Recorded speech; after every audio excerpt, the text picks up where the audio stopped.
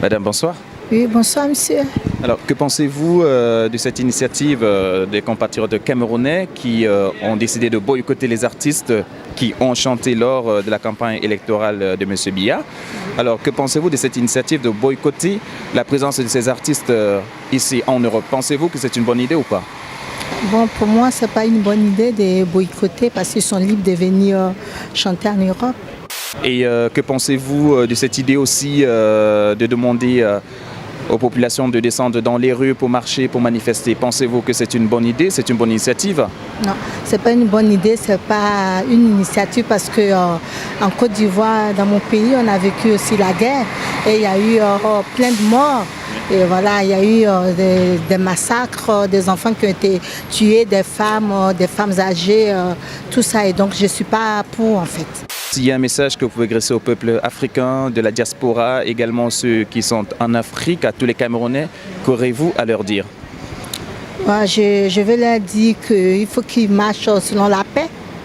Voilà, qu'il y ait la paix dans toute l'Afrique parce qu'on est fatigué de la guerre. Voilà, donc surtout au peuple camerounais, voilà, ne faites pas la guerre parce que nous on a vécu la guerre en Côte d'Ivoire et ce n'est pas une bonne chose. Et ça laissait des cicatrices, ça laissait des marques. Et donc on n'allait pas jusqu'à là en fait. Madame, merci.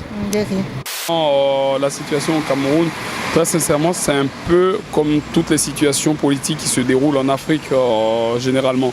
La démarche peut paraître noble dès le départ, mais le fait est de boycotter, que ce soit les artistes ou tout type d'éléments culturels provenant du Cameroun ou personnes provenant du Cameroun, je trouve que cela n'enrichit en rien et ne démontre pas le caractère sérieux de l'action.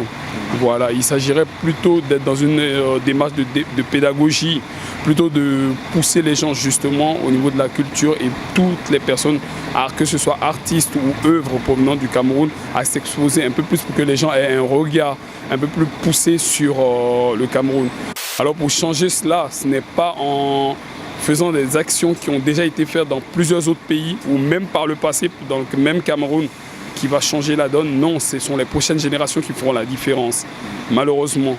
Voilà. Et que pensez-vous de ceux de la diaspora qui incitent ceux qui sont en Afrique, au Cameroun, à sortir dans les rues? Que pensez-vous par rapport à cela?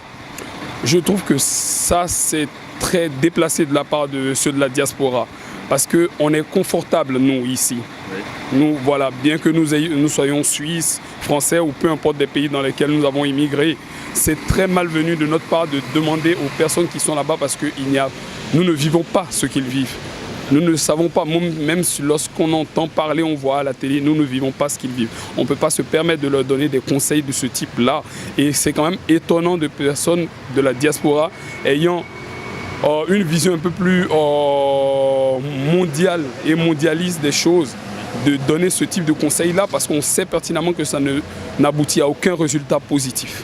Et on ne devrait pas. Un conseil, typiquement, je ne parle qu'en mon nom, ça serait par exemple effectivement de pousser les personnes à s'intéresser à la politique au niveau plutôt administratif.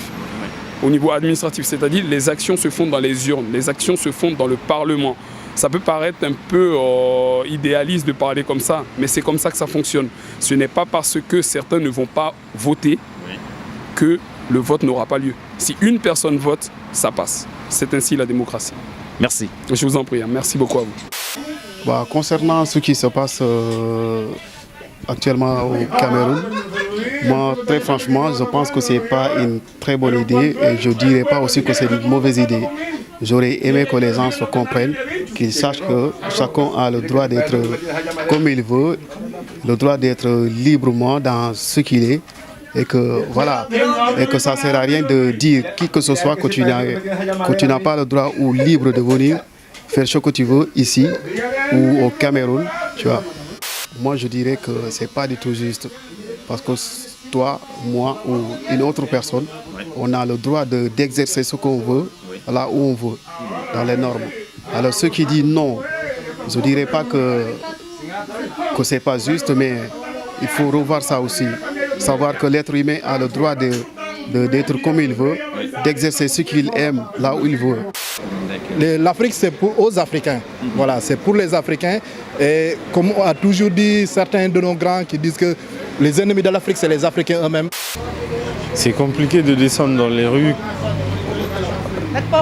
quand on sait que les gens sont souvent frappés et que la police et l'armée font des choses avec lesquelles, en tout cas, moi, je ne suis pas d'accord. Mais ceux qui demandent aux Camerounais de descendre dans les rues là-bas, c'est pas forcément bien parce qu'ils n'y participent pas, eux. Ça part d'une bonne volonté, mais c'est eux qui prennent tous les risques. Donc je ne suis pas totalement d'accord. Monsieur, merci. Merci. Bonne soirée. Bonne soirée.